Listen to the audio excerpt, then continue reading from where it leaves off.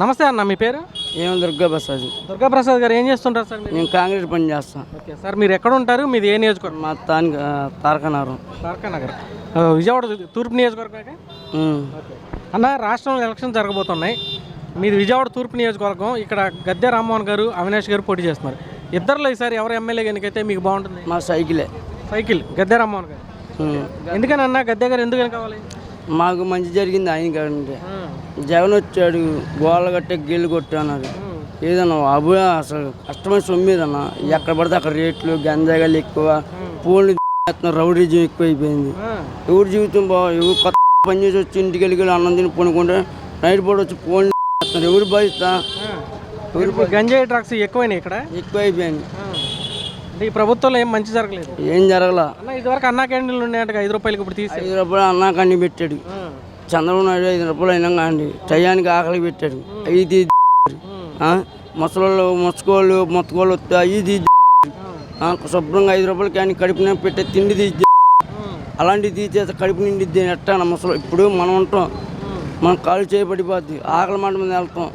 5 తీసేస్తే ఎవరు పెడతారా? మనం పోవా జీవితకాలం అమ్మ నాన్న పెడతారా? 5 రూపాయలు కానీ 5 రూపాయలకి ఎంతమంది అన్నారు, దేశాల్లో తిన్నారు. జగన్ వస్తే మాత్రం విశాఖ ఓటేమన్నా ఇల్లు బీకేస్తారు, గోళ్ళు కట్టారు, అన్నీ కట్టారు. పనులు ఇవ్వన్నా, పనులు లేవు. ఏమో జగన్ వచ్చింది కానీ పనులు ఇవ్వన్నా. మందు రేటు 200, 300, 200 పెరిగిపోయినాయి. బియ్యం గట్ట 1200, 1600 అయింది. ఆ నూనె పెట్టిన 100 రూపాయలు, 170 రూపాయలు, 170 అయింది. ఏంటన్నా ఈ ప్రభుత్వం అయితే ఏం బాగాలేదు. బాగా మీకైతే ఇక్కడ గద్దె రామ్మోహన్ గారు గెలవాల్సింది ఆయనే. నా పేరు సరోజిని. సరోజ గారు ఏం చేస్తుంటారు మీరు? నేను మామూలుగా ఇంట్లో. అమ్మ, మీరు ఎక్కడ ఉంటారు? ఏ నియోజకవర్గం మీది? మాది 18వ డివిజన్. మరి రాష్ట్రంలో ఎలక్షన్స్ రాబోతున్నాయి. మరి మీ నియోజకవర్గంలో తెలుగుదేశం తరఫున గద్దె గారు, వైసీపీ తరఫున అవినాష్ గారు పోటీ చేస్తున్నారమ్మా. సార్, ఇద్దరు ఎవరు గెలవాలనుకుంటున్నారు? నేను గద్దె రామ్మోహన్ గెలవాలి. ఎందుకైనా కావాలమ్మా ఆయన గద్దె గారు? ఎందుకంటే ప్రభుత్వం బాగుంటుంది, అభివృద్ధి బాగుంటుంది. అది ఏంటి ఈ ప్రభుత్వం ఎలా ఉంది 5 ఏళ్ళ నుంచి? ఈ 5 ఏళ్ళ నుంచి అడుగుతున్నట్టుంది. అభివృద్ధి లేదు. అమ్మ ఒడి పెట్టాడు, 13,000 వేసాడు, అయిపోయింది. పిల్లలకి ఆటో వాళ్ళకి 10,000 అన్నాడు. 4 కేసులు రాశాడు, 4 5లు 20,000 తీసుకున్నాడు. ఇలాగుంది ప్రభుత్వం.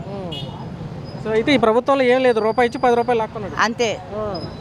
ఏంటమ్మా మీ ఏరియాలో గంజాయి డ్రగ్స్ ఇట్లాంటి బాగా పిల్లలు చెడిపోతున్నారంట? మంది చెడిపోయారు. అదే చంద్రబాబు ఉన్నప్పుడు ఫుల్ పవర్గా ఉండేది. గంజాయి డ్రగ్స్ అలాంటివి వాడేవాళ్ళు కాదు, ఎవరికి వాళ్ళు పనులు చేసుకున్నాడు. ఇప్పుడు అభివృద్ధి లేదు, అన్నా క్యాంటీన్ లేదు.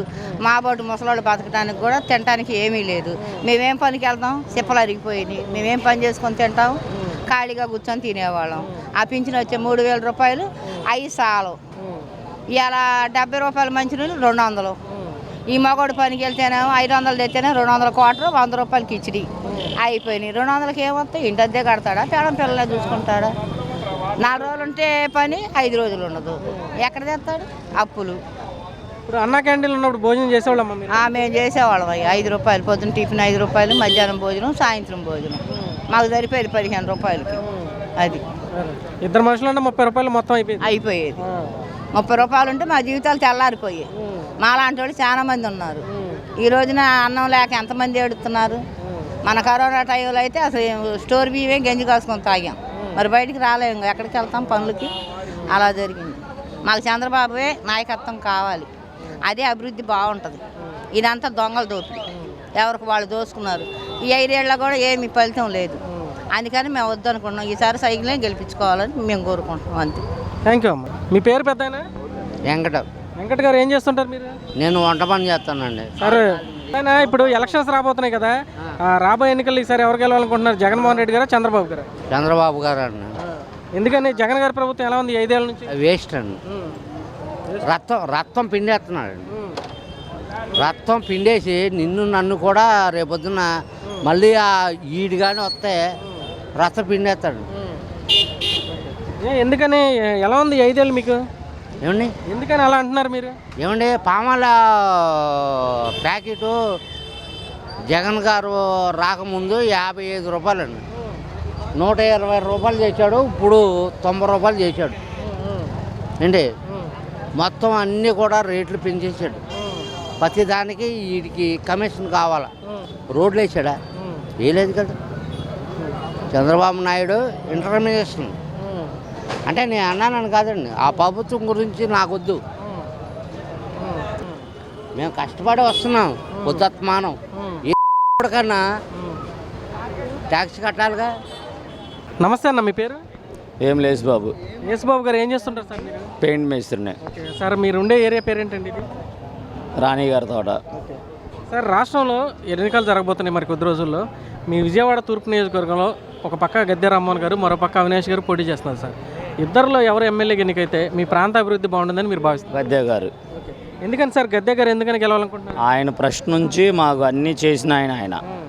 ఇప్పుడు అవినాష్ గారు ఎక్కడి నుంచో వచ్చి ఇప్పుడు ఏదో చేస్తానంటే నమ్మే ప్రజలు ఇక్కడ ఎవరు లేరు. అది సార్, మీరు వర్కర్ అని చెప్తున్నారు. ఎలా ఉంది సార్ ఈ ప్రభుత్వం 5 ఏళ్ళు, మీకు ఎలా అనిపించింది? ఏముంది, ఒక 50,000 అప్పు చేశా.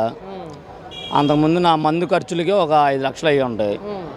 అంతకుముందు 120 రూపాయలు క్వార్టరు, ఇప్పుడు 220 రూపాయలు, 230 రూపాయలు. అంటే ఒకదానికే డబుల్ అవుతుంది, త్రిబుల్ అవుతుంది.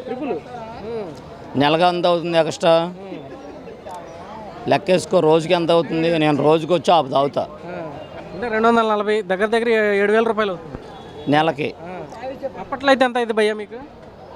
అప్పుల్లో కమ్మగా ఒక 500 పెట్టాను అనుకో, ప్రశాంతం కడుపు నిండా తాగి కడుపు నిండా తిని పడుకునేవాడిని. ఇప్పుడు ఏం లేదు. లేదు, తిండి అట్లా మెయిన్ జగనన్న ప్రభుత్వంలో మందు.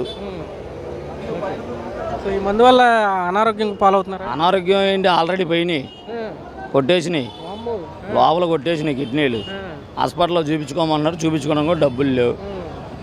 అది సో అయితే ఈ ప్రభుత్వంలో మీకైతే మంచి జరగకపోగా చెడే జరిగింది. మంచి జరగడం అంటే ఏముంది, నా కూతురికి అమ్మఒడి ఇచ్చాడు. ఆ అమ్మఒడి నా కూతురికి 15,000 ఇస్తాడు సంవత్సరానికి వచ్చి. నా దగ్గర ఒక 10,000, ఒక 1,00,000, 2 లక్షలు లాగేసుకుంటాడు. అది నేను డైలీ పనికి వెళ్తేనే నా ఇంట్లో జరిగేది. అంటే మీకు 10,000 ఇచ్చి లక్షలు ఆగుతున్నాడు అయితే? అంతే.